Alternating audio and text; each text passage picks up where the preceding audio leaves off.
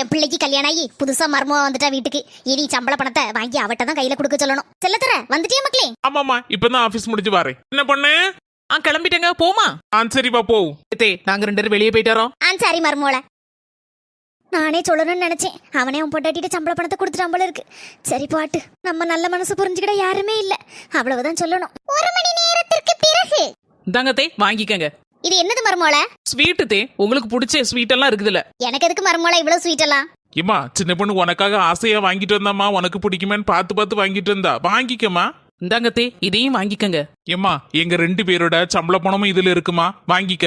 சின்னத்தர, நானே உங்ககிட்ட சொல்லணும்னு நினைச்சேன். உன் சம்பள பணத்தை வாங்கி உன் பொண்டாட்டி வந்துட்டாலப்பா, இனி அவட்ட கொடுத்துருன்னு. அதுக்குள்ள நீங்க 2 பேரும் சட்டுன்னு வந்து கடைக்கு போயிட்டீங்க.